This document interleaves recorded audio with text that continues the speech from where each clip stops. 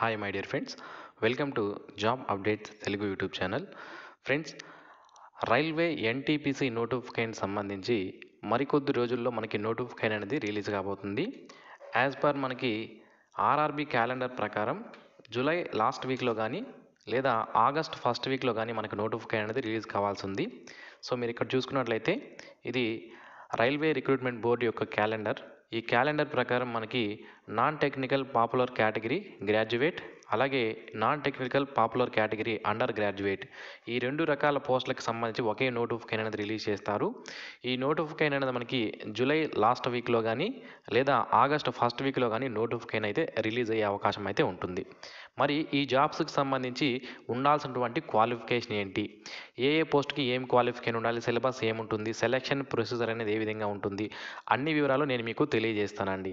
So ఈ పోస్టులకు ఎవరైతే అప్లై చేయాలనుకుంటున్నారో మీరు ఇప్పటి నుంచే ఒక పని అనేది చేయాల్సి ఉంటుందన్నమాట.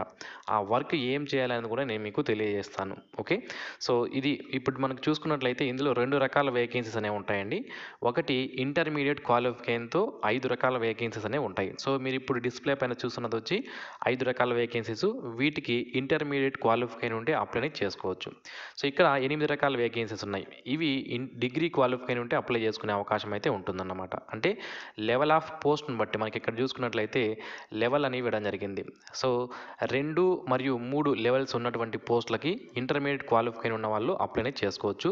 ఇందులో junior clerk cum typist, accounts clerk cum typist, junior time keeper, trains clerk, commercial come ticket clerk అనే వేకెన్సీస్ అయితే ఉంటాయి.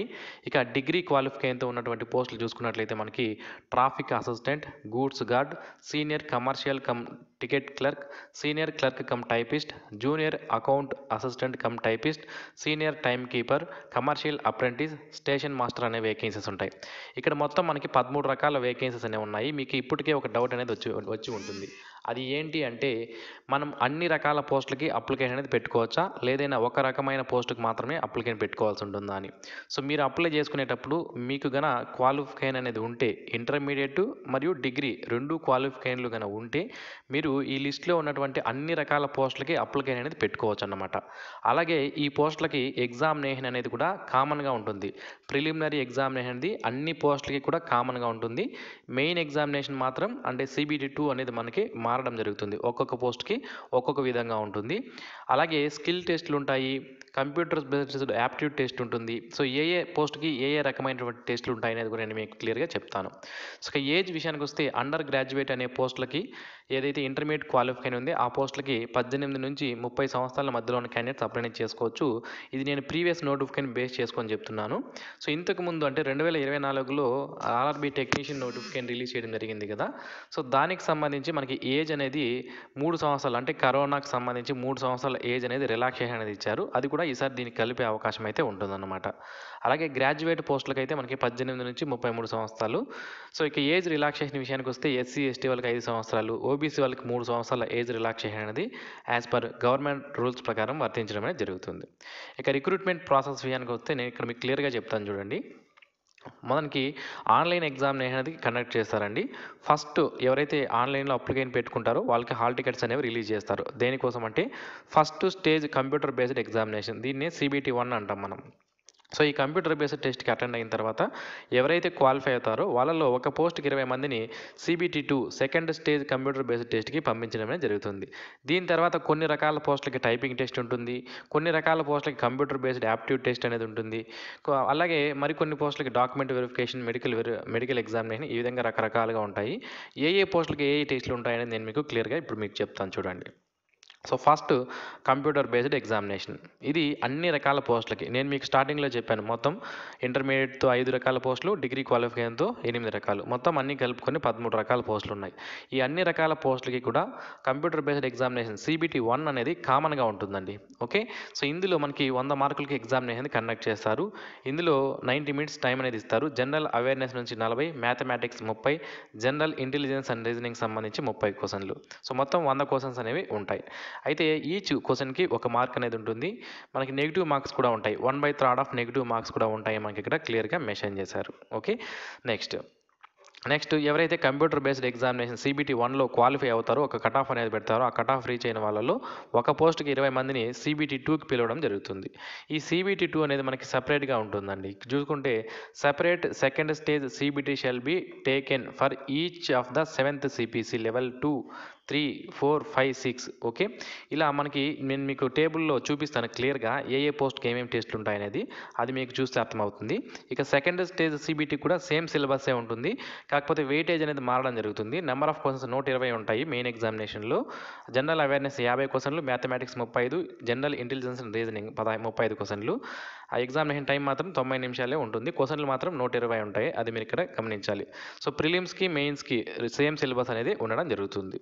ఇక చూడండి, కంప్యూటర్ బేస్డ్ యాప్టిట్యూడ్ టెస్ట్ అనేది ఒక రకమైన పోస్ట్కి ఉంటుందండి. అది ఏంటి చెప్తాను చూడండి. Station master and traffic assistant అనే పోస్టులకు ఎవరైతే అప్లై చేస్తారో వాళ్ళకి కంప్యూటర్ బేస్డ్ యాప్టిట్యూడ్ టెస్ట్ అనేది ఉంటుంది. ఇది ఎప్పుడు అంటే సెకండ్ స్టేజ్ CBT అయిన తర్వాత ఈ కంప్యూటర్ బేస్డ్ యాప్టిట్యూడ్ టెస్ట్ అనేది ఉంటుంది. అలాగే నెక్స్ట్ మనకి టైపింగ్ టెస్ట్ అనేది ఉంటుంది. ఆ టైపింగ్ టెస్ట్ దేనికంటే senior clerk cum typist, junior accounts assistant cum typist, senior time keeper, junior clerk cum typist, accounts clerk cum typist, junior time keeper, వీళ్ళకి typing test అనేది ఉంటుందన్నమాట. సో ఈ typing test అనేది మనం చూసుకున్నట్లయితే చాలామందికి డౌట్ అనేది ఉంటుంది, నాకు టైపింగ్ రాదు అని. సో మీకు టైపింగ్ చూడండి, మనకి ఇంగ్లీష్ టైపింగ్ అనేది 30 words per minute అడిగారండి. అది కూడా కంప్యూటర్లో మనం టైప్ చేయాల్సి ఉంటుంది. స్పెల్ చెక్స్ అన్నీ కూడా చేసుకోవచ్చు, డోంట్ వరీ. అయితే ఎవరికైనా హిందీ టైపింగ్ వస్తే 25 words per minute టైపింగ్ వచ్చినా కూడా సరిపోతుంది. ఇంగ్లీష్ అయితే 30 words per minute టైపింగ్ అనేది రావాలి. సో ఈ 30 words per minute టైపింగ్ అనేది ఇప్పుడు మీకు రాకపోతే పర్లేదు, మీరు అప్లికేషన్ అనేది పెట్టుకోవచ్చు. మనకి ఆన్లైన్ అప్లికేషన్ చేసేటప్పుడు అక్కడ ఎక్కడా కూడా మీకు టైపింగ్ వచ్చారా అని అడగరు. బట్ స్కిల్ టెస్ట్ అనేది కండక్ట్ చేస్తారు. ఎప్పుడు కంప్యూటర్ బేస్డ్ టెస్ట్ 1 కంప్లీట్ అవ్వాలి, తర్వాత టెస్ట్ 2 కంప్లీట్ అవ్వాలి. CBT 2 కంప్లీట్ అయిన తర్వాత మనకి టైపింగ్ టెస్ట్ అనేది కండక్ట్ చేయడం అనేది జరుగుతుంది. అప్పుడు మీరు కంప్యూటర్లో 30 words per minute టైపింగ్ అనేది చేయాల్సి ఉంటుందన్నమాట. సో ఇప్పటి నుంచి మీరు ప్రాక్టీస్ చేసినా సరిపోతుంది, లేదా మేము ప్రిలిమ్స్ క్వాలిఫై అయిన తర్వాత చేస్తాం, లేదా మెయిన్ ఎగ్జామినేషన్ క్వాలిఫై అయిన తర్వాత చేస్తామన్నా కూడా ఓకే, మీకు ప్రాక్టీస్ తర్వాత కూడా చేసుకోవచ్చు. సో ఈ 30 words per minute టైపింగ్ నేర్చుకోవడానికి 1 నుంచి 2 నెలలు అయితే మీకు టైం అనేది సరిపోతుందన్నమాట. డైలీ 1 hour చేసినా కూడా సరిపోతుంది. సో నెక్స్ట్ వచ్చి మనకి చూడండి, ఇక్కడ నేను మీకు క్లియర్గా చెప్పాను రిక్రూట్మెంట్ ప్రాసెస్ సంబంధించి. సో CBT 1 ఏదైతే ఉందో అది అన్ని పోస్టులకి కామన్గా ఉంటుందని ఒకే ఎగ్జామినేషన్ అనేది 13 రకాల పోస్టులు కూడా కండక్ట్ చేస్తారు.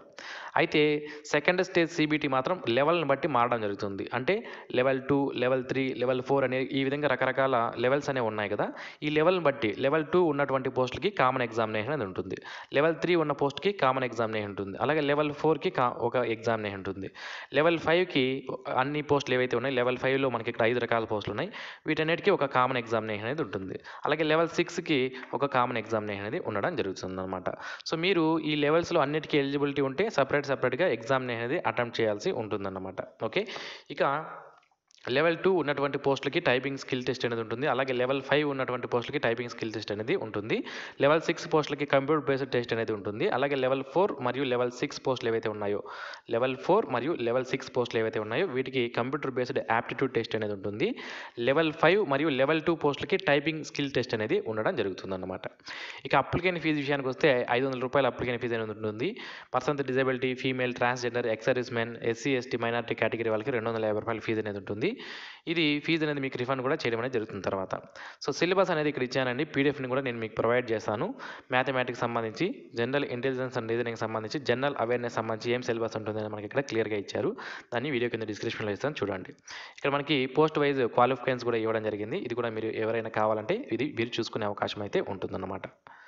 సో ఇది లాస్ట్ టైం మనకి RRB సికింద్రాబాద్ నుంచి వచ్చినటువంటి వేకెన్సీస్ అండి.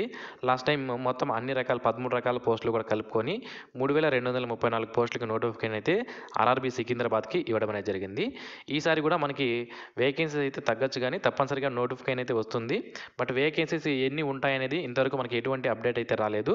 త్వరలో దానికి సంబంధించినటువంటి అప్డేట్ ఏదైనా వస్తే నేను మీకు మన ఛానల్ ద్వారా తెలియజేస్తాను. ఇక ఇది మనకి ఎవరైతే అప్లై చేసుకోవాలనుకుంటున్నారో రైల్వే జాబ్స్కి సంబంధించి ఇవి అఫీషియల్ వెబ్సైట్ లింక్స్ అండి. రెస్పెక్ట్ టు ఏ RRBకి అయితే మీరు అప్లై చేయాలనుకుంటున్నారో ఆ RRBలోకి వెళ్ళి మీరు అప్లికేషన్ అనేది పెట్టుకోవాల్సి ఉంటుంది. ఈ లింక్స్ ఏవైనా మీకు కావాలనుకుంటే ఇప్పుడే మీరు దాన్ని టైప్ చేసి పెట్టుకోండి. Okay. So as per RRB calendar ప్రకారం నేను ముందుగా చెప్పినట్లుగా మీకు నాన్ టెక్నికల్ పాపులర్ కేటగిరీకి సంబంధించి జూలై లాస్ట్ వీక్లో కానీ లేదా ఆగస్ట్ ఫస్ట్ వీక్లో కానీ మనకి నోటిఫికేషన్ అనేది రిలీజ్ అయ్యే అవకాశం అయితే ఉంటుంది. నోటిఫికేషన్ రిలీజ్ అయిన వెంటనే మన ఛానల్లో నేను మీకు తెలియజేస్తాను. సో ఈ వీడియో మీకు నచ్చినట్లయితే లైక్ చేయండి, మీ ఫ్రెండ్స్కి షేర్ చేయండి. Thanks for watching this video. Have a nice day friends.